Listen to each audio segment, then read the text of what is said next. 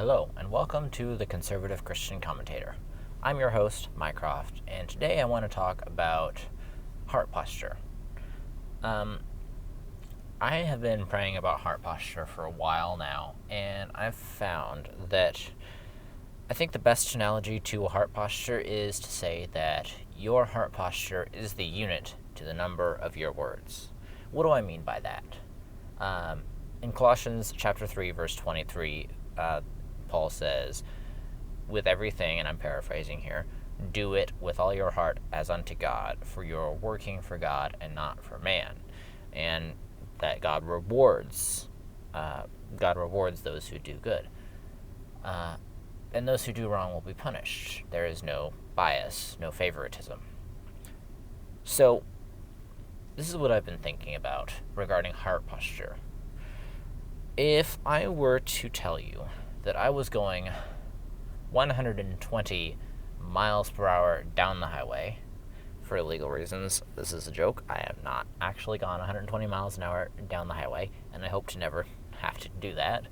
But if I were to tell you that I was going 120 miles an hour down the highway, you would kind of know what I mean. That's tremendously vast, but you would know what I mean. Now, if I were to tell you that I was going 120 kilometers per hour down the highway, this would tell you, you would know what I mean, but the number would be different. Well, the number is still 120, but it's kilometers per hour, which means if you convert it to miles per hour, it's about 72, 73-ish, I think. My math off the top of my head is not very good, so bear with me for that. But 120 kilometers per hour it's probably closer to 74, 75. But 120 kilometers per hour is a number that you can understand. Now, if I were to tell you that I was going 120 tax credits per cinnamon roll down the highway, you would have no idea what I mean, because the unit makes the number meaningless. Tax credits per cinnamon roll is not an actual number of measurement. It does not actually denote anything meaningful.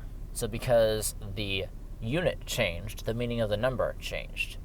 In the same way, the unit of your heart posture affects the meaning of the number of your words.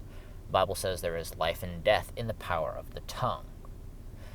And the reason why is because your heart comes out through your tongue. As an example, I could say,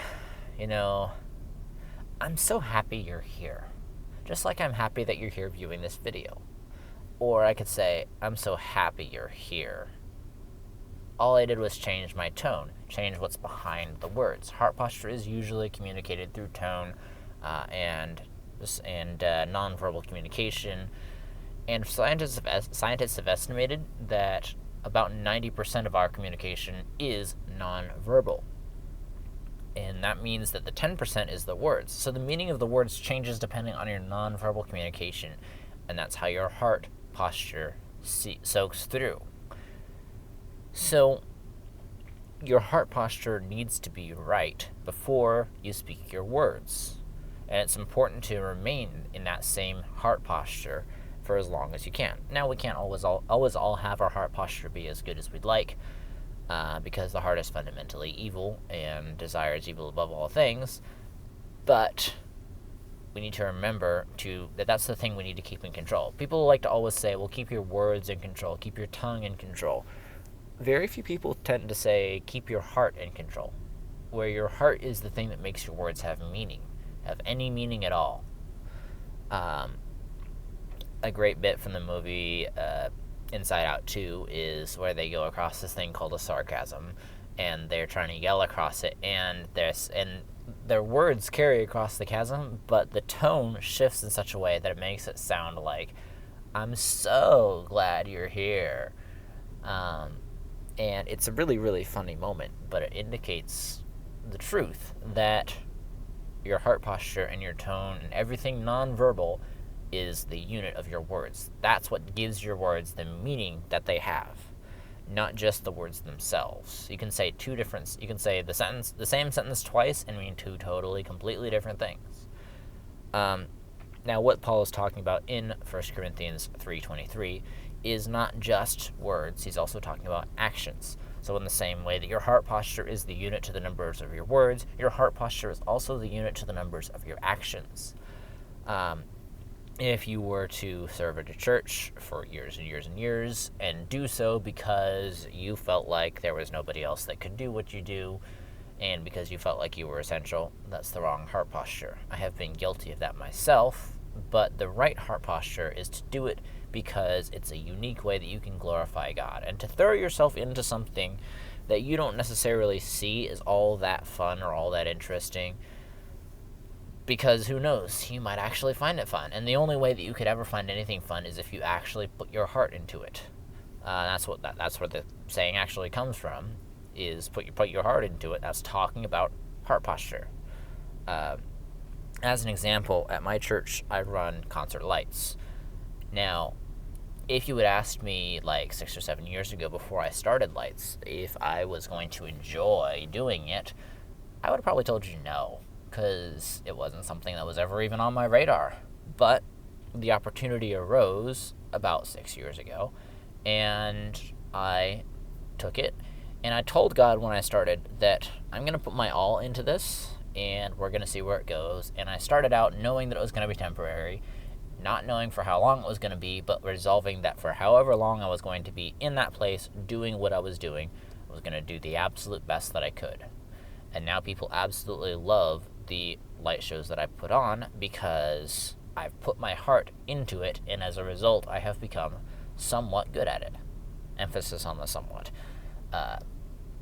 But I would have never discovered how much I enjoy doing something like that had I not decided that I was going to put my full heart into it, regardless of whether I wanted to do it or not. Now, this doesn't apply just to volunteering. This also applies to work. When you're working at a job, say you're working at McDonald's or something that you don't like doing and it's not fun, put your full heart into it. If you put your full heart into it and give yourself 120% effort, then that is when you will find out if you truly enjoy it or not.